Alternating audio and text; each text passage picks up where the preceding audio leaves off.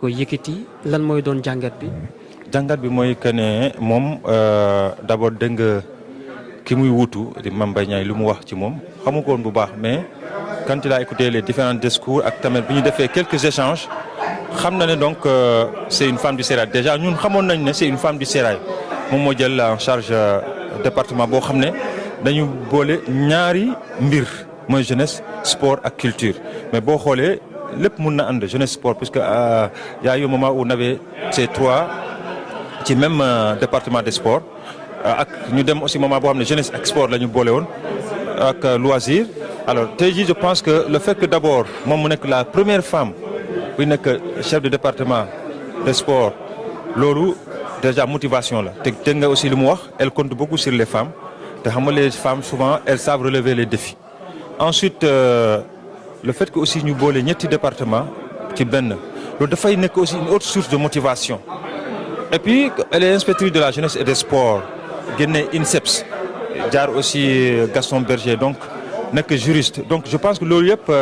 mën nañu am yaakaar mu réussir d'autant plus qu'elle connaît déjà le milieu xam na fu muy teg tànkam et en plus de ça bi ñuy def campagne Diomaye président am na programme sportif bu am solo bu ñu tëraloon dégg nga li Mame Mbaye Niang wax il faut qu'il y ait l'accompagnement politique su amee accompagnement politique je pense que mun na réussir mun na def lu ñu séntu ci moom maanaam dans le domaine des infrastructures am na lu ñu fi defoon léegi il faut ñu continuer d'abord ñu préserver loolu dans le domaine de l'entretien la préservation ensuite xool aussi naka la ñuy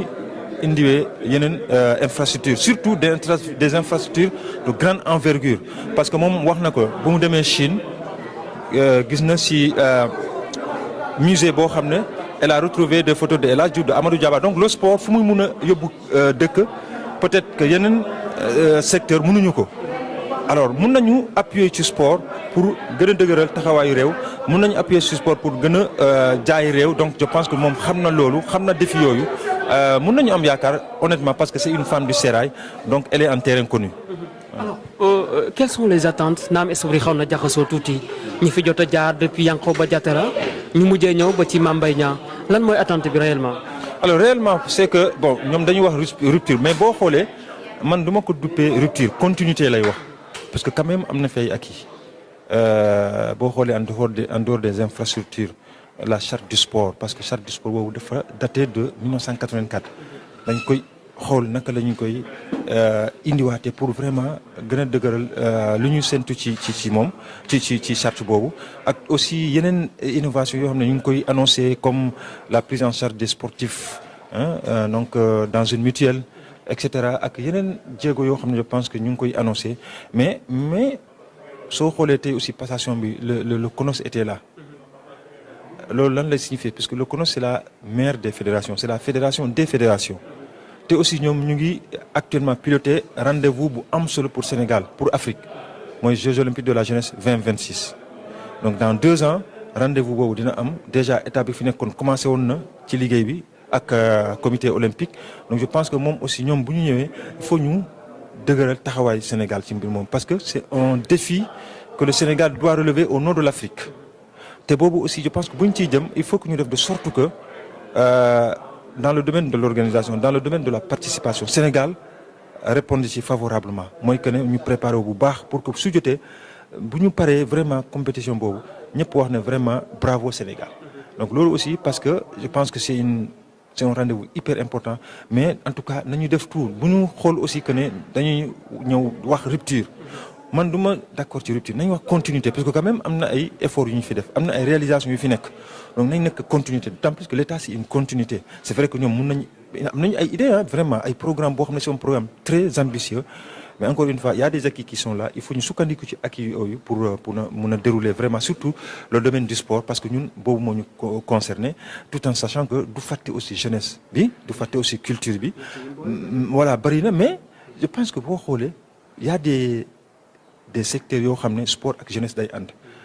ku wax jeunesse day wax sport ku wax culture sport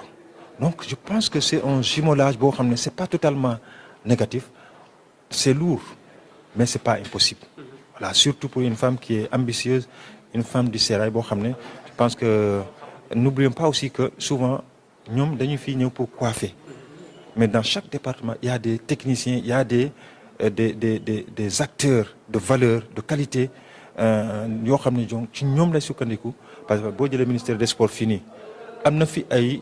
inspecteurs am na fi ay directeurs yoo xam ne ñooñu même booy xam nga kuy ñëw ministère da ngay indi sa cabinet mais les fonds comme les directeurs yi fi nekk ñooñu mënoo leen jëlee fi parce que ñooñu ñooy le socle ñooñu ngay sukkandiku pour mun a développer li nga xamante mooy say ambition ak ambition des hautes autorités te encore une fois comme que les hautes autorités sont très ambitieuses dans le domaine du sport parce que xam nañu sport lu muy indi donc mun nañu am yaakaar merci beaucoup. Son Excellence Monsieur Bassirou Diomaye Diakhar Faye, sur proposition du Premier ministre Monsieur Ousmane Sonko, c'est avec un sentiment d'honneur et d'une très grande humilité que je prends aujourd'hui mes fonctions en tant que ministre de la Jeunesse, des Sports et de la Culture. Après avoir rendu grâce à Dieu, le Tout-Puissant, je tiens à exprimer ma profonde gratitude envers le Président de la République et son Premier ministre pour la confiance qu'ils m'ont accordée en me confiant la responsabilité de ce département ministériel important pour le rayonnement de notre pays. Je mesure pleinement la lourdeur de la tâche et l'ampleur des défis qui m'attendent. À cet égard, je compte sur le soutien de l'ensemble de la communauté sportive pour la mise en œuvre des mesures phares édictées par le projet de société de la coalition Diomaye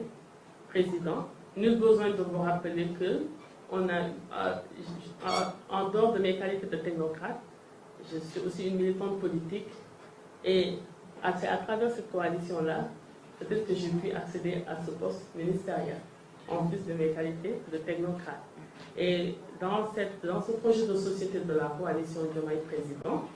nous avions quand même eu à élaborer un programme pour le secteur du sport. Et après des études diagnostiques, nous avons pu proposer des solutions que nous comptons mettre en œuvre dans un délai court, moyen et long terme. Et ce projet s'inscrit dans un Sénégal souverain, juste et équitable, dans une Afrique en progrès, vise notamment une transformation systémique du sport sénégalais à travers les mesures suivantes. Et je pense que ces mesures seront très bien accueillies. Monsieur le représentant du Comité national est là aujourd'hui. Et ça passera d'abord par l'adoption d'un code du sport pour doter le secteur d'un cadre juridique qui intègre les nouvelles préoccupations et mutations intervenues dans le domaine du sport. Et cette réforme va d'abord s'appesantir sur la refonte de la loi portant charte du sport qui date depuis 1984